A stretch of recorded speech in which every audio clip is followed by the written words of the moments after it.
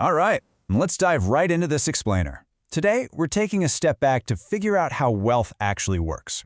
We're going to synthesize some incredible insights from top finance books, habit psychology, and a seriously dense academic study to kind of demystify the whole process of wealth accumulation. Basically, we're cutting through the hype, ignoring the get-rich-quick nonsense, and building a real foundation on what generates and, more importantly, protects wealth over your entire lifetime. So, here's how we're breaking it down today. We'll start with the wealth mindset. Move into the habit loop. Look at simple investing rules. Uncover the overconfidence trap. And finally, lock it all down with your emergency defense. Okay, starting right off with Section 1, the wealth mindset, and specifically, looking rich versus actually being rich. You know, there's this classic book, The Millionaire Next Door, and the data in it proves something pretty counterintuitive. The absolute easiest way to end up completely broke while making a high income, trying to look wealthy. The authors looked at a ton of survey data and found that your typical millionaire actually lives in a totally modest home and watches their spending like a hawk. They're not blowing money on flashy status symbols. And ironically, that is exactly why they have money. It's a fundamental shift, right? Wealth isn't the fancy sports car in the driveway. Wealth is the savings and investments that you literally can't see. Which brings us right to Section 2, the habit loop, and how to automate your financial life. Because building that invisible wealth, it all starts with the tiny, everyday actions we take with our money. And here's the crazy part. Nearly 40% of what we do every single day is totally on autopilot. 40%! So our net worth is really just a lagging measure of our financial habits. You have good financial habits, you get good outcomes. Bad habits, bad outcomes. James Clear breaks this down beautifully in his Atomic Habits framework. He explains that for a behavior to become automatic, it has to successfully clear 4 very specific hurdles. You've got the cue, the craving, the response, and the reward.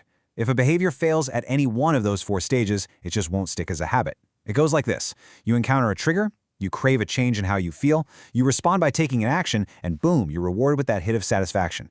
So, what does this mean for our wallets?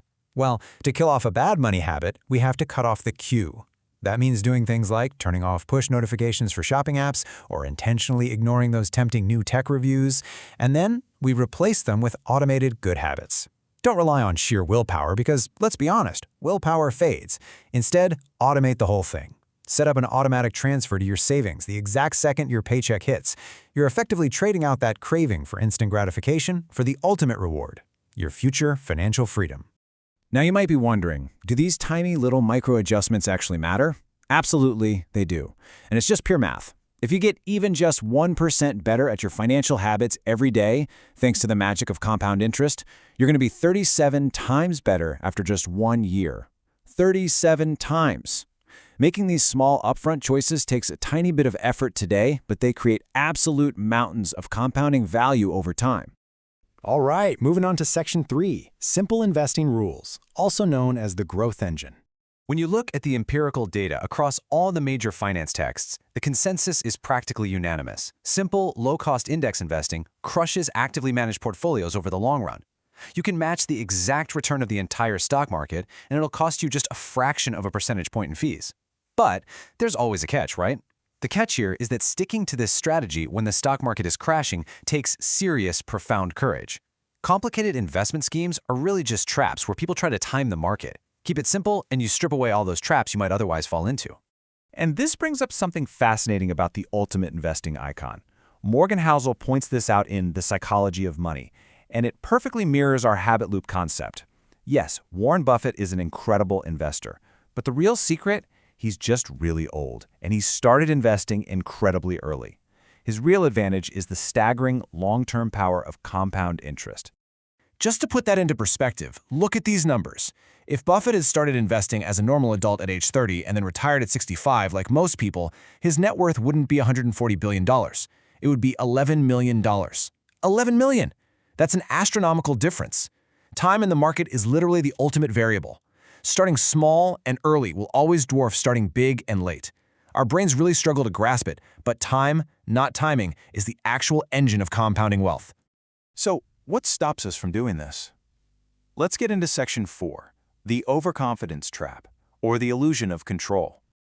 There's this highly revealing survey of consumer finances study from 2016, and it highlights something super dangerous. When you combine our natural cognitive limits with high self-confidence, you get this massive illusion of control. Think about it this way. It's not the things you don't know that get you into trouble. It's the things you are absolutely certain you know, but you're actually completely wrong about. When someone lacks objective financial knowledge but totally overrates their own subjective know-how, they are prime targets for making devastating financial miscalculations. And that directly impacts our final pillar in Section 5, your emergency defense and shielding your wealth. Every financial expert out there agrees you need at least 3 months of spending in liquid savings just to survive a job loss or a sudden medical bill. But here's the wild part.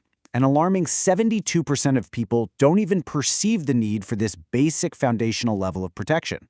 Only 28% of the people surveyed actually thought they needed 3 or more months of backup funds. When you look at the data distribution, you see this dramatic spike early on that just flatlines.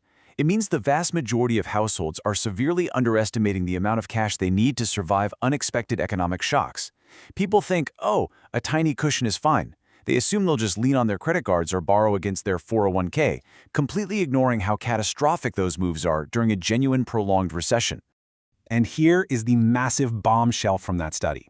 Statistically, people who suffer from financial overconfidence underestimate their emergency fund needs by exactly 21.4% when compared to people who actually have objective financial literacy.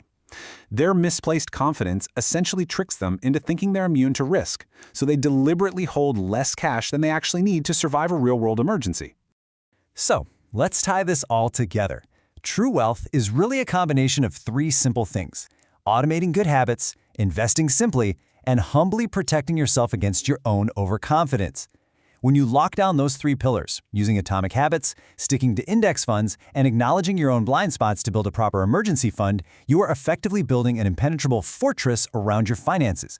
You keep your living expenses modest, you let compound interest do the heavy lifting over a few decades, and you protect yourself from your own ego. So I want to leave you with this to think about. Take a really hard, honest look at your own numbers today. Set up that automated 1% improvement. Choose the boring, simple index fund over that flashy new stock pick. And finally, ask yourself this absolutely critical question. If your income totally stopped tomorrow, are you truly prepared? Or has financial overconfidence blinded you to what you actually need?